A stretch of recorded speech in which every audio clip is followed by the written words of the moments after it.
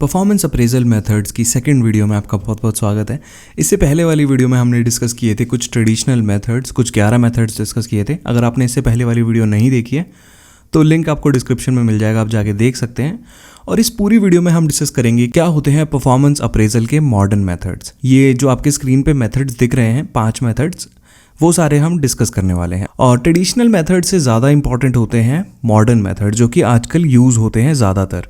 ठीक है, तो लास्ट तक देखना आप इस वीडियो को, ताकि आप इस टॉपिक को अच्छे से समझ पाओ। बेसिक्स कवर करने की कोशिश करेंगे। इस वीडियो के एंड तक आप ये सारे मेथड समझ जाओगे कि हाँ भाई, किस मेथड का क्या मतलब होता है, कैसे इंप्लीमेंट होता है, क्या एडवांटेज होता है, क्या डिसएडवांटेज होता है। तो स्टार्ट करते हैं हम अपने कॉन्सेप्ट के साथ, जो कि हमने पिछली वीडियो में भी डिस्कस किया था। परफॉर्मेंस अप्रेजल बोलते किसे हैं? परफॉर्मेंस अप्रेजल भाई मैं हिंदी में बता देता हूँ। ईयर एंड पे है ना, एम्प्लॉयज़ का चिट्ठा निकाला जाता है कि भाई आपने ऑर्गेनाइजेशन में 1 साल बिता दिया, आपने किया क्या। ठीक है, उसके बेसिस पे उसको या तो सैलरी हाइक मिल जाता है, या डेवलपमेंट प्लान मिल जाता है, या परफॉर्मेंस इंप्रूवमेंट प्लान मिल जाता है। ठीक है, बेसिकली उसके हिसाब से डिसीजन लेना कि उस एम्प्लॉय को आगे रखना है तो उसको सैलरी हाइक देना है, प्रमोशन देना है, या नहीं रखना है, टर्मिनेट वगैरह करना है। ठीक है, तो performance appraisal is a process used by organization to evaluate and review an employees work performance.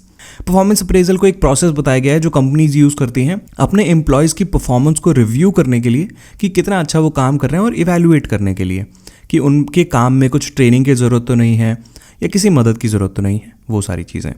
Essentially it's like a report card for an employee that assesses how well they are doing their job based on certain criteria. तो ये employees का report card बोला गया है इसको, क्योंकि जैसे कि स्कूल में नहीं होते थे हमारा रिपोर्ट कार्ड आता था कि हाँ भाई पूरे सेमेस्टर आपने या पूरे अपने क्लास में किया क्या 1 साल में, तो वैसे ही एम्प्लॉय का होता है कि 1 साल में आपने क्या क्या किया, उसका रिपोर्ट कार्ड बनता है। और क्या लिखा गया है? This evaluation typically happens on a regular schedule such as annually और semi annually and includes feedback about what employee is doing well and where they might need to improve. ठीक है, ये जो इवैल्यूएशन होता है ये एनुअली भी हो सकता है, सेमी एनुअली भी हो सकता है। हमारी कंपनी है वो क्वार्टरली करती है, हर 3 महीने में एक बार। ठीक है, और इसमें क्या होता है, इसमें फीडबैक होता है एम्प्लॉयज़ का कि कितना अच्छा वो कर रहे हैं, किस चीज़ को उनको कंटिन्यू करने की ज़रूरत है, और किस चीज़ को उनको इम्प्रूव करने की ज़रूरत है। और क्या लिखा गया है? The goal is to help employees understand their strength and weakness to ensure that everyone is contributing effectively to the organizational goals. तो एम्प्लॉयज़ की स्ट्रेंथ और वीकनेस बता देता है परफॉर्मेंस अप्रेजल। उसका मैनेजर उसको बता देगा कि भाई आपने आने वाले टाइम में ये सारी चीज़ें की हैं और इन सारी चीज़ों पे आपको ध्यान देना है। To guide decisions about training, promotions, raises and sometime disciplinary actions. ठीक है, परफॉर्मेंस अप्रेजल करके आप ये सारे डिसीजन ले सकते हो कि एम्प्लॉय को अगर किसी ट्रेनिंग की ज़रूरत है तो ट्रेनिंग दे दोगे, प्रमोशन अगर बहुत ही बढ़िया काम कर रहा है तो उसको प्रमोशन दे दोगे, और अच्छा काम कर रहा है तो उसको ऐसे सैलरी हाइक वगैरह दोगे, कितने भी % होता है। आजकल तो नहीं हो रहा है बेसिकली, मतलब कम ही हो रहा है, 5-6% हो रहा है, बट होता है बेसिकली। ठीक है, और अगर एम्प्लॉय ने बेड़ा गर्क कर रखा है, बिल्कुल ही गंदा ही काम कर रहा है, तो उसको डिसिप्लिनरी एक्शन दे दोगे, मतलब एक डिसिप्लिनरी एक्शन में डाल दोगे, उसको प्रमोशन रोक दोगे, उसकी सैलरी हाइक नहीं करोगे, है ना, ये सारी चीज़ें करोगे ताकि वो अच्छा काम करे। अब इसके कुछ 5 मॉडर्न मेथड्स हैं जो कि हम इस पूरी वीडियो में डिस्कस करने वाले हैं। असेसमेंट सेंटर से शुरू करेंगे और 360 डिग्री अप्रेजल तक जाएंगे। डिस्कस करने से पहले, इससे पहले वाली वीडियो में हमने ट्रेडिशनल मेथड डिस्कस किए थे। क्या डिफरेंस होता है ट्रेडिशनल मेथड्स में और मॉडर्न मेथड्स में? मैं थोड़ा सा बेसिक ऊपर से कवर कर देता हूँ। ट्रेडिशनल मेथड जो होता है ना, वो एक हायरार्की फॉलो करते हैं। उसमें ज़रूरी होता है कि मैनेजर ही अपने सबऑर्डिनेट को फीडबैक दे रहा है, या जो भी कम्युनिकेशन कर रहा है मैनेजर के थ्रू हो रहा है। ट्रेडिशनल फीडबैक में हमेशा हम क्वांटिटी पे ध्यान देते हैं कि भाई क्वांटिफिएबल फॉर्म में एम्प्लॉयज़ ने कितना काम किया है, उसको आप क्वांटिटी में मेजर कर सकते हो क्या। लेकिन अब एम्प्लॉयज़ में कुछ स्किल्स वगैरह होती हैं, कुछ अच्छे काम ऐसे करता है वो एम्प्लॉय कि आप उसको क्वांटिटी में मेजर ही नहीं कर सकते। तो जो मॉडर्न मेथड है वो इन सब चीज़ों पे ध्यान देता है, इसलिए वो बाद में बनाए गए मॉडर्न मेथड्स, कि वहाँ पे एक तो हायरार्की फॉलो नहीं होगी। एम्प्लॉयज़ को बस मैनेजर से फीडबैक नहीं मिलेगा, उसको कहीं से भी फीडबैक मिल सकता है, उसके पीयर्स से मिल सकता है, उसके रिपोर्टीज से मिल सकता है, कस्टमर्स से मिल सकता है फीडबैक। उसके बेसिस पे भी उसका परफॉर्मेंस अप्रेजल होना चाहिए। और मॉडर्न मेथड में बस क्वांटिटी पे ध्यान नहीं दिया जाता है, क्वालिटी पे भी ध्यान दिया जाता है, या सॉफ्ट स्किल्स पे भी ध्यान दिया जाता है परफॉर्मेंस अप्रेजल करते टाइम। ठीक है, तो स्टार्ट करते हैं हम अपने पहले मेथड के साथ, जो कि है असेसमेंट सेंटर। अब असेसमेंट सेंटर क्या होता है कि जैसे कि मान लो आपकी एक कंपनी है, उसमें एक मैनेजर की पोजीशन खाली होने वाली है, तो कंपनी को अभी से सिलेक्ट करके रखना है कि कौन उस पोजीशन के लिए जा सकता है। तो कंपनी क्या करेगी, इंटरेस्टेड कैंडिडेट्स ले लेगी पहले ही कि हाँ भाई मैनेजर की पोजीशन आने वाली है, कौन कौन इंटरेस्टेड है। जो भी अपना नाम ऐसे नॉमिनेट करेंगे ना, उनका एक ग्रुप बनाएगी और उनसे कुछ एक्सरसाइजेस कराएगी। एक्सरसाइजेस जिम वाली एक्सरसाइजेस नहीं, ऐसे रोल प्ले हो गया, ग्रुप डिस्कशन हो गया, या उनको एक टीम असाइन कर देगी। आपने अप्रेंटिसशिप रोल देखा है ना, जैसे कि मान लो हॉलीडे टीम मैनेजर आपने अगर सुना हो, कि कुछ टाइम के लिए उनको टीम मैनेजर का रोल सौंप देना, उनको बनाना नहीं टीम मैनेजर, कुछ टाइम के लिए उनको उस सेटिंग में रखना, उस सिमुलेशन में रखना, ताकि वो एक्सपोजर मिल जाए उनको, और जो कंपनी है वो भी देख पाए कि हाँ भाई कितना अच्छा ये लोग कर रहे हैं उस प्रोफाइल में, तभी उनको आगे प्रमोट किया जाए। ठीक है, तो बेसिकली प्रमोशन के लिए ही ज़्यादातर यूज़ होता है असेसमेंट सेंटर, और अगर प्रमोशन नहीं हो पाता तो एम्प्लॉयज़ की डेवलपमेंट के लिए भी यूज़ होता है। अगर एम्प्लॉयज़ को मैनेजर का रोल दे दिया गया है, तो अगर वो अच्छा परफॉर्म नहीं कर पा रहे तो मैनेजर जो भी इवैल्यूएटर होगा उसको बताएगा कि क्या क्या आप और इम्प्रूव कर सकते हो। आइए पढ़ लेते हैं एक बार। An assessment center is an evaluation method used primarily for employee selection and development। ठीक है, या तो सिलेक्शन के लिए होगा या उनकी डेवलपमेंट के लिए होगा।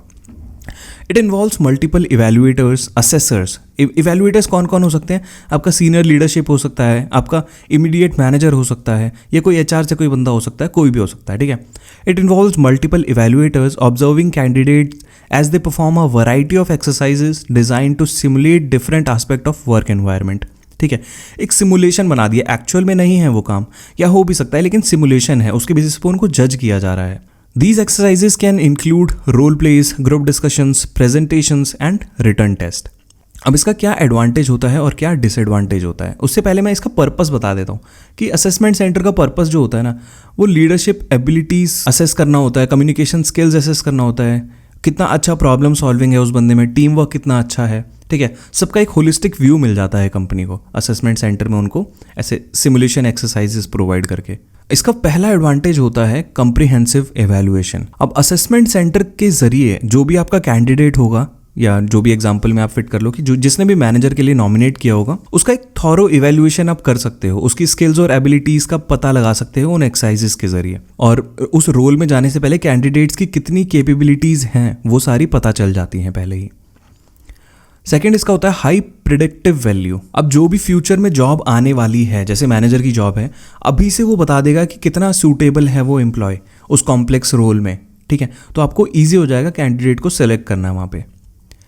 और थर्ड होता है रिड्यूस बायसेस। अब जो भी असेसमेंट सेंटर होता है उसमें स्टैंडर्डाइज एक्सरसाइजेज होती हैं, ऐसे मैनेजर अपने हिसाब से कुछ भी बीच में चेंजेस नहीं कर सकता है। स्टैंडर्ड एक्सरसाइजेज होती हैं, जैसे कि रोल प्ले है तो रोल प्ले ही होगा, और इसमें एक से ज़्यादा असेसर्स होते हैं या इवेल्युएटर्स होते हैं, तो यहाँ पे बायस के चांस बहुत कम होते हैं। ठीक है, और जो भी कंपैरिजन होगा बाकी कैंडिडेट्स में वो फेयर होगा।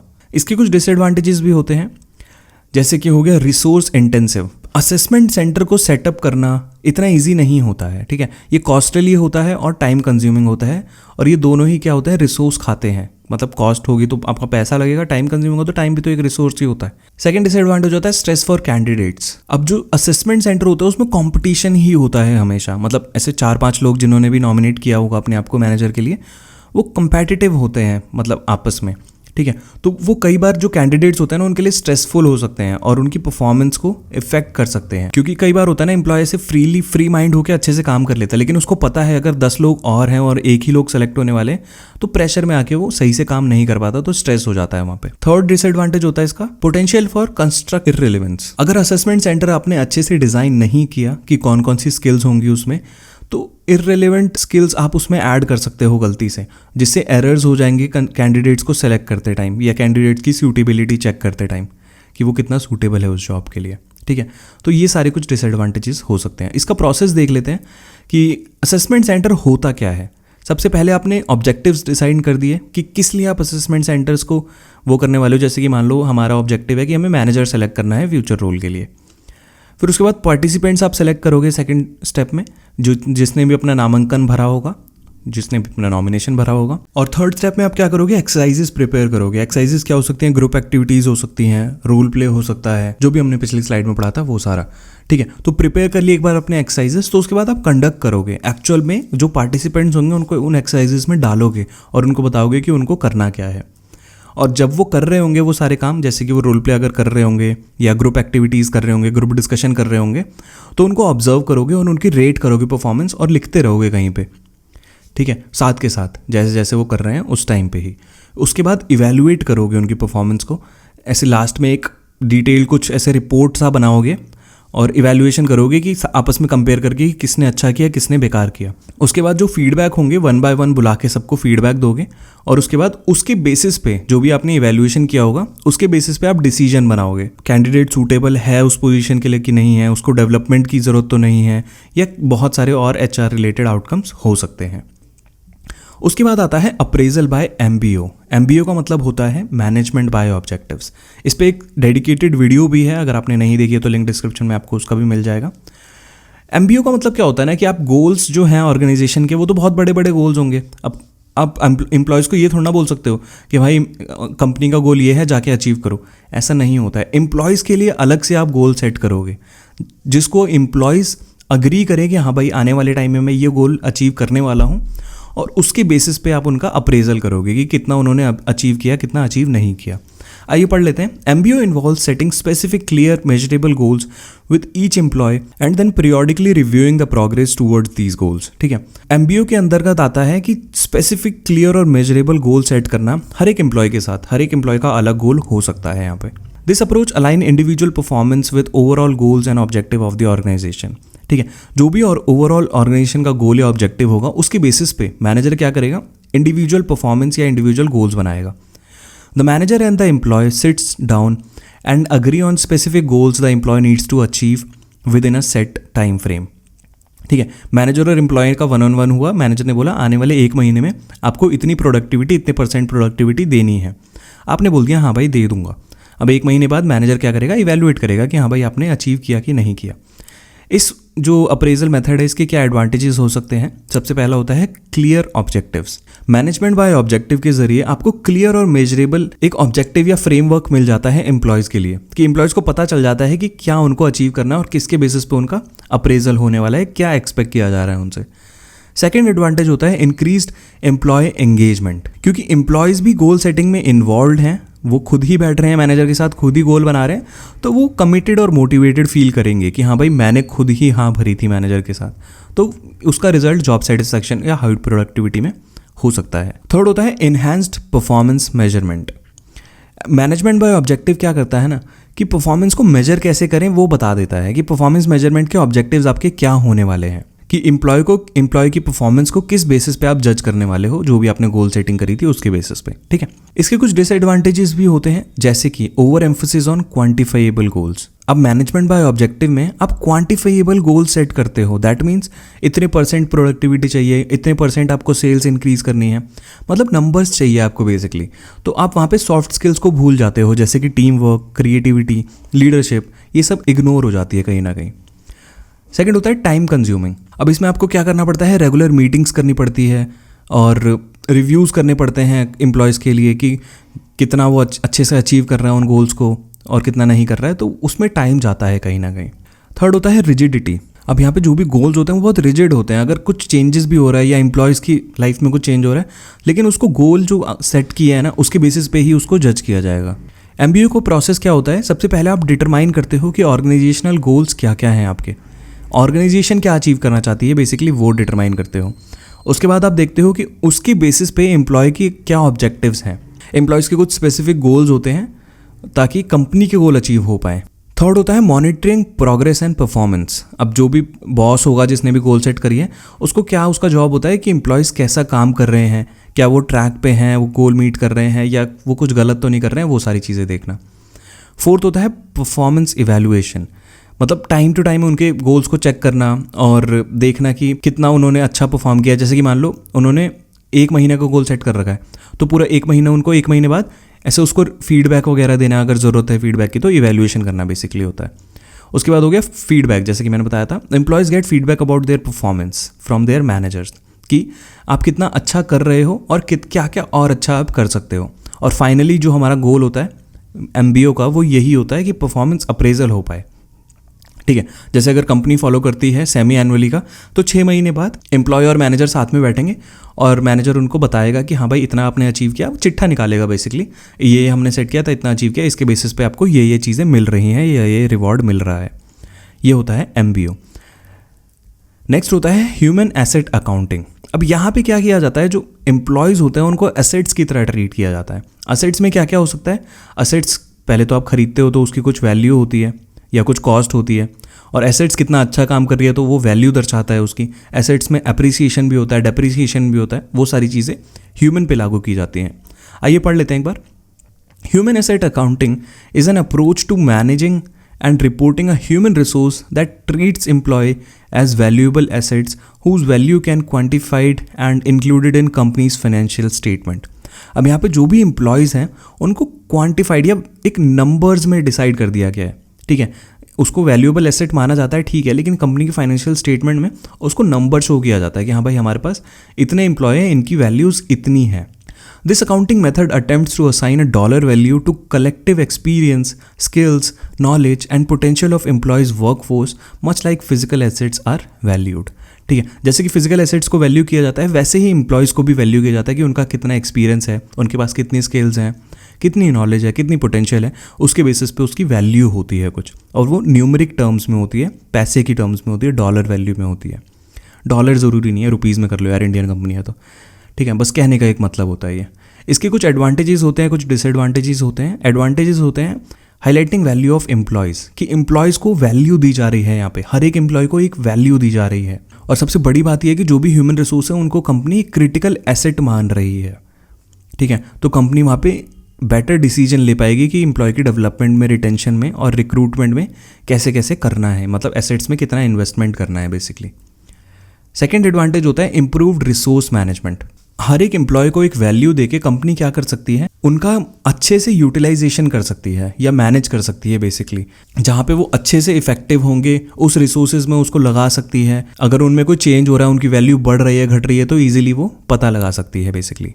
थर्ड होता है इन्हेंस्ड डिसीजन मेकिंग। अब जो भी फाइनेंशियल रिप्रेजेंटेशन होगी ह्यूमन एसेट्स की, उसमें स्ट्रेटेजिक प्लानिंग और डिसीजन मेकिंग बहुत सहायता करेगी, ठीक है। कैसे स्ट्रेटेजिकली आप प्लान कर पाओगे, डिसीजन ले पाओगे उनके लिए कि उनको अच्छे से उनमें इन्वेस्ट करना है और ज़्यादा कि नहीं करना है इन्वेस्ट। इसका डिसएडवांटेज भी होता है इस मेथड का, ह्यूमन एसेट अकाउंटिंग का। सबसे पहला होता है वैल्यूएशन चैलेंजेस। अब किसको कितनी वैल्यू असाइन करनी है वो कैसे बताओगे आप, तो वहाँ पे थोड़ी सी दिक्कत आ जाती है। फिर आता है पोटेंशियल फॉर मिसयूज़। अब मान लो कि बहुत ज़्यादा एम्फोसिस जो है ना, बहुत ज़्यादा जो कंपनी है वो वैल्यू पे ही ध्यान दे रही है कि भाई इतना, ये एम्प्लॉय इतने रुपए का, ये एम्प्लॉय इतने रुपए का, तो उनकी जो वेल बीइंग है उस पर ध्यान नहीं दे पाएगी वो बस यही बोलेगी कि भाई ये एम्प्लॉय तो सस्ता है, ये एम्प्लॉय तो महंगा है, और बस पैसों में ही रह जाएगी वो, ठीक है। तो वहाँ पे मिसयूज़ हो सकता है इस मेथड का।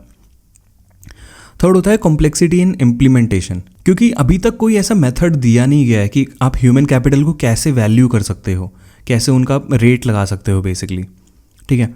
तो यहाँ पे हर कंपनी के हिसाब से वो सब्जेक्टिव प्रोसेस हो सकता है, उसके हिसाब से वो इम्प्लीमेंट कर सकती है, जो कि कई बार कॉन्ट्रोवर्शियल भी होता है, ठीक है। एम्प्लॉयज़ बोलेंगे कि भाई मैं तो इतना अच्छा काम कर रहा हूँ, मेरे को क्यों कम वैल्यू दे रखी है, उसको क्यों ज़्यादा वैल्यू दे। तो यहाँ पे थोड़ा सा ऐसे, अब मान लो कि कल को आपको ही कंपनी में रेट करने लग जाए कि भाई तू तो इतने रुपए का, तू तो इतने रुपए का है, और ये भाई ये महंगा है, तो कितना बुरा लगता है यार सुनने में, है ना। इस वजह से ये कॉन्ट्रोवर्शियल हो जाता है कभी कभार। और ह्यूमन एसेट अकाउंटिंग में ये तीन चीज़ें याद रखना, cost and value of human resource लिख सकते हो अगर आपको लिखनी हो तो, कि ह्यूमन रिसोर्सेज के साथ एक कॉस्ट अटैच कर दी जाएगी कि कितने रुपए का है वो, और एक वैल्यू अटैच कर दी जाएगी बेसिकली, ठीक है। और effectively monitor use of human resource, कि जो भी ह्यूमन रिसोर्स है वो कहाँ पे यूज़ हो रहे हैं, कौन से प्रोसेस में यूज़ हो रहे हैं, इफेक्टिवली यूज़ हो रहे हैं कि नहीं हो रहे, वो सारा इसमें देखा जाता है। और appreciation and depreciation of human resource, अगर अच्छा काम कर रहे हो तो एप्रिसिएशन, बुरा काम कर रहे हो तो उनका डेप्रिसिएशन होता रहता है। अगर उनकी स्किल्स उतनी अप टू द मार्क नहीं है तो उनका डेप्रिसिएशन होता रहता है। फिर आता है bars, behaviourally anchored rating scale. ये भी एक तरह का मेथड होता है। इसमें क्या होता है, एम्प्लॉयज़ के बिहेवियर के कुछ क्राइटेरिया होता है, उनके बेसिस पे उनको क्या कर दिया जाता है, रेट कर दिया जाता है 1 to 5 के बीच में, पुअर, एक्सीलेंट, एवरेज के बीच में, ठीक है।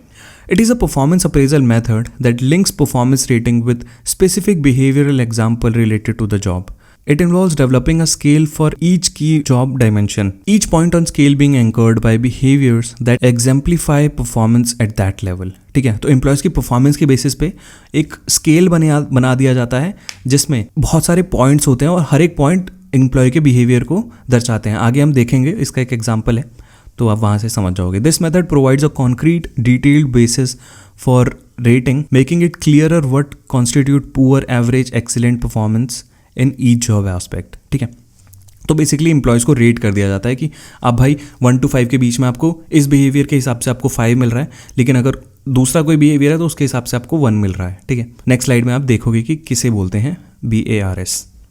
एडवांटेज सबसे पहला होता है इसका इंक्रीज्ड एक्यूरेसी एंड ऑब्जेक्टिविटी। इस वाले जो बार्स होता है ना, बिहेवियरली एंकर्ड रेटिंग स्केल, उसमें हर एक बिहेवियर को आप लिखते हो और उसके बेसिस पे आप उसको रेट करते हो, जहाँ पे थोड़ा सा सब्जेक्टिविटी वाला जो मैटर होता है ना वो हट जाता है, ठीक है। और ये मेक श्योर करता है कि जो भी आपने बिहेवियर ऑब्जर्व किया है उसके बेसिस पे ही आप रेटिंग्स दोगे, तो बायस के चांसेस वहाँ पे नहीं होते हैं। सेकंड होता है रेलेवेंट एंड क्लियर क्राइटेरिया, और जो भी आपका स्केल होगा वो जॉब स्पेसिफिक होना चाहिए।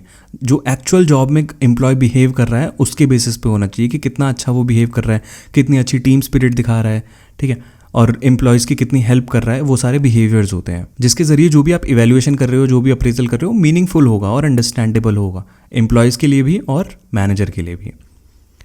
थर्ड होता है इनहैंस्ड फीडबैक क्वालिटी। अब इस मेथड के जरिए एम्प्लॉयज़ को ये पता चल जाएगा कि कौन सा बिहेवियर उनको कंटिन्यू रखना है कंपनी में, कौन सा बिहेवियर उनको इम्प्रूव करना है और कौन सा बिहेवियर बिल्कुल अभी तत्काल प्रभाव से बंद कर देना है, ठीक है। इसके कुछ डिसएडवांटेजेस भी होते हैं, जैसे कि होता है टाइम कंज्यूमिंग होता है, कॉस्टली होता है डेवलप करने में। अब ये जो मेथड अगर आपको इम्प्लीमेंट करना है तो आपको क्रिटिकल बिहेवियर्स या क्रिटिकल इंसिडेंट्स आपको लाने पड़ेंगे या गैदर करने पड़ेंगे, जिसके लिए आपको बहुत ज़्यादा टाइम लगेगा और एक्सपर्ट्स की मदद लेनी पड़ेगी, जहाँ पे कॉस्ट इन्वॉल्व होती है कहीं ना कहीं। सेकंड होता है कॉम्प्लेक्सिटी एंड रिजिडिटी। अब जो भी आपने स्केल्स बना रखे हैं ना बिहेवियर के रिलेटेड, जो भी स्केल्स बना रखे हैं जिसके बेसिस पे आप रेट कर रहे हो एम्प्लॉयज़ को, वो बहुत कॉम्प्लेक्स होते हैं एडमिनिस्टर करने में, मतलब उसको मैनेज कैसे करोगे आप, है ना। तो वहाँ पे थोड़ी सी दिक्कतें आ सकती हैं, और अगर जॉब रोल में कुछ चेंज हो रहा है या जॉब टाइप्स बहुत सारे हैं तो उसके बेसिस पे इजीली वो चेंज नहीं होते हैं या अडेप्ट नहीं होते हैं। यहाँ पे फिर रिजिडिटी वाला मामला सामने आ जाता है। थर्ड होता है पोटेंशियल फॉर मिस इंटरप्रिटेशन। अगर मान लो आपने बिहेवियर से रिलेटेड स्केल्स बनाए और अगर बिहेवियर को ही वहाँ पे अच्छे से एक्सप्लेन नहीं किया तो वहाँ पे इंटरप्रिटेशन करने में थोड़ी सी दिक्कत आ जाएगी। मतलब जो उद्देश्य था ना आपका बिहेवियरली एंकर्ड रेटिंग स्केल लाने का, वो ही हट जाएगा वहाँ पे, ठीक है। एक्यूरेट नहीं होगा, वो फेयर नहीं होगा इवैल्यूएशंस में, है ना। तो वहाँ पे आपको एक्सप्लेन करना बहुत ज़रूरी होता है या डिफाइन करना बहुत ज़रूरी होता है जो भी बिहेवियर्स हैं उनको, ऑलराइट। और ऐसा कुछ दिखता है, एक एग्जांपल है बिहेवियरली एंकर्ड रेटिंग स्केल का बार्स का, जिसमें सबसे ऊपर है एक्सट्रीमली गुड, जिसमें 7 रेटिंग आपने दी है, और सबसे नीचे है एक्सट्रीमली पुअर। पुअर में क्या है, can expect take extended coffee breaks, roam around purposely, ठीक है। अगर ऐसा बिहेवियर है उसका कंपनी में तो उसको 1 रेटिंग मिल जाएगी, ठीक है।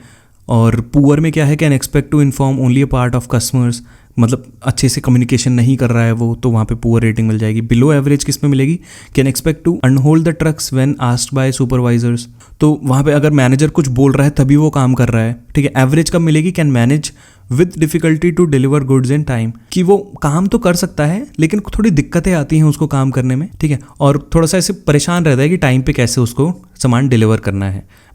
अबव एवरेज कैसे मिलेगा उसको, can expect to keep in touch with customers throughout the year, communication उसका बहुत अच्छा है तो उसको अबव एवरेज मिलेगा। 6th गुड कब मिलेगा उसको, can expect to initiate creative ideas for improved sales, ठीक है। वो कुछ अपनी तरफ से कुछ कर रहा है, वो आइडियाज़ वगैरह लेके आ रहा है, मतलब कुछ आउट ऑफ द बॉक्स सोच रहा है। एक्सट्रीमली गुड करने के लिए क्या होगा उस बंदे को, can expect trainees to make valuable suggestions for increase sales and to have a positive relationship with customers all over the country. अब कम्युनिकेशन उसका एक्सटेंड हो गया बिल्कुल, कि बस अपने कस्टमर्स को नहीं सोच रहा है, बाकी के कस्टमर्स को भी कम्युनिकेट कर रहा है, और बस अपने सजेशंस नहीं सोच रहा है, बाकियों के सजेशंस को भी वैल्यू कर रहा है। मतलब एक सोचने का तरीका है बेसिकली कि आप बिहेवियरली एंकर्ड रेटिंग स्केल को कैसे बना सकते हो। ये 5 पॉइंट्स का भी स्केल हो सकता है और 7 पॉइंट्स का भी हो सकता है, 3 पॉइंट्स का भी हो सकता है, ठीक है। तो ये तो था बार्स मेथड। उसके बाद होता है 360 डिग्री अप्रेजल, जो कि बहुत ज़्यादा इंपॉर्टेंट है आज के ज़माने में, क्योंकि ज़्यादातर कंपनीज़ यही यूज़ करती हैं। और इस पे भी एक डेडिकेटेड वीडियो है, अगर आपको वो वीडियो देखनी है तो नीचे कमेंट सेक्शन में लिंक होगा, आप वहाँ से जाके देख सकते हैं। तो 360 डिग्री बेसिकली क्या होता है कि एम्प्लॉयज़ को बस उसके मैनेजर्स फीडबैक नहीं दे रहे हैं, उसके पीयर्स, उसके कस्टमर्स, उसके डायरेक्ट रिपोर्टीज़, सीनियर मैनेजर्स, बहुत सारे लोग मिल के फीडबैक दे रहे हैं। तो 360 डिग्री जो इर्द गिर्द उसके जितने भी लोग हैं सारे उसको फीडबैक दे रहे हैं और उसके बेसिस पे उसका अप्रेजल हो रहा है। आइए पढ़ लेते हैं क्या लिखा हुआ है। The 360 degree appraisal method involves gathering feedback about an employee's performance from a circle of stakeholders. Stakeholders होते हैं जिनसे भी एम्प्लॉय इंटरेक्ट करता है basically, including not just their direct managers but also peers, subordinates and sometimes even clients, ठीक है। This comprehensive feedback process is design to give a holistic view of the employee's strengths and weakness from multiple perspectives. कि अगर employees का अपने peers के साथ अच्छा behaviour है, लेकिन अगर उनका डायरेक्ट रिपोर्टीज़ के साथ अच्छा बिहेवियर नहीं है, तो वहाँ पे उनका भी फीडबैक लिया जाएगा एम्प्लॉयज़ की अप्रेजल करते टाइम।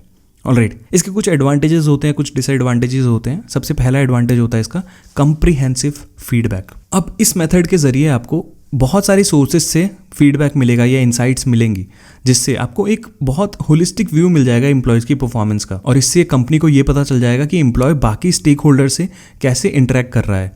मतलब क्या होता है ना, अप्रेजल में ज़्यादातर क्या होता है, अपने मैनेजर से एम्प्लॉयज़ तो अच्छा काम करते हैं क्योंकि उनको पता है कि मैनेजर ही तो करेगा अप्रेजल, लेकिन बाकियों को ऐसे अच्छा ट्रीट नहीं करते हैं।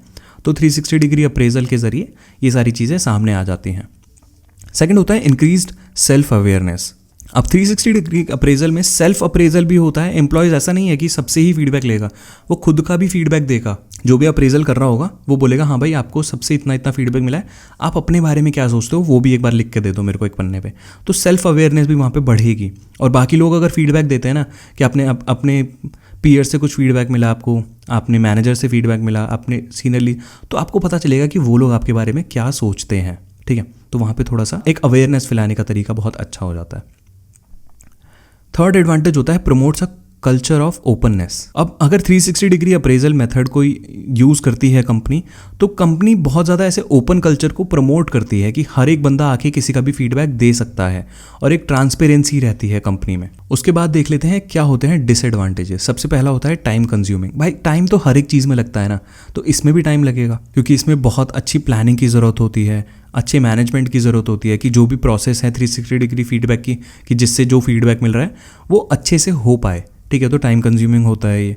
सेकंड होता है पोटेंशियल फॉर कॉन्फ्लिक्ट। अब यहाँ पे कुछ लड़ाई झगड़े हो सकते हैं। कैसे? 360 डिग्री फीडबैक में क्या होता है ना, आपके पीयर से भी मान लो, एक एग्जांपल लो कि आप अपने दोस्तों से भी फीडबैक ले रहे हो, तो कई बार आपके दोस्त आपको क्या करेंगे, वो अच्छा ही फीडबैक देंगे ना। अगर वो बुरा फीडबैक देंगे तो भाई लड़ाई वड़ाई हो जाएगी, ऐसे दुश्मनी कर लोगे आप, तो वहाँ पे कॉन्फ्लिक्ट के चांसेस हो सकते हैं। ठीक है, अगर आपको पता चलेगा कि हाँ भाई इसने गलत फीडबैक दिया है मेरे को, तो फिर आपको उसको छोड़ोगे नहीं, ऐसा हो जाता है।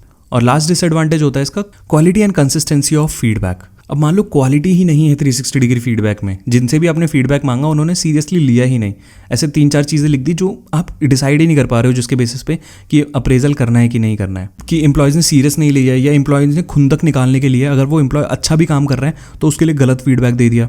तो वहाँ पे कंसिस्टेंसी ऑफ फीडबैक या क्वालिटी हमेशा एक चैलेंज रहता है बेसिकली, मान लो। और ऐसा कुछ दिखता है 360 डिग्री अप्रेजल कि बीच में एम्प्लॉय है, उसको सबॉर्डिनेट्स भी फीडबैक दे रहे हैं, टॉप लेवल मैनेजमेंट भी फीडबैक दे रहा है, उसके इमीडिएट सुपीरियर्स भी फीडबैक दे रहे हैं, कस्टमर्स जिससे वो इंटरेक्ट कर रहा है, क्लाइंट्स हो सकते हैं जो वो भी फीडबैक दे रहे हैं, वो खुद को भी फीडबैक दे रहा है, सेल्फ अप्रेजल भी कर रहा है वो, और उसके जो पीयर्स होंगे जो उसके आसपास काम कर रहे होंगे, उसके साथ काम कर रहे होंगे, वो भी उसको फीडबैक दे रहे हैं। ठीक है, तो 360 डिग्री अप्रेजल में ऐसे पूरा इर्द गिर्द जितने लोग हैं ना वो सारे फीडबैक देते हैं, इसलिए इसको 360 डिग्री बोला जाता है।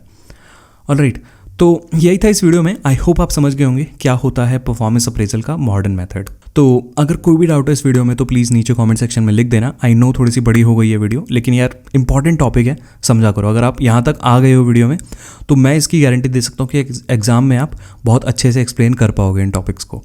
ठीक है, तो पसंद आई तो प्लीज़ लाइक कर देना वीडियो, और लाइक कर रहे हो तो सब्सक्राइब भी करते हुए जाना। अच्छा चैनल है, तो अगर कोई भी आप फ्यूचर में कुछ सर्च करते हो ना यूट्यूब पे, तो आपको सब्सक्राइब्ड चैनल से पहले सजेशंस आते हैं। तो अगर आपको मेरी वीडियो चाहिए सजेशन में अपने यूट्यूब सर्च के, तो प्लीज़ सब्सक्राइब कर देना चैनल को। बेल आइकन आप दबाओ मत दबाओ, आपकी मर्जी है। तो मिलते हैं आपसे नेक्स्ट वीडियो में, तब तक के लिए goodbye, take care, have a nice day.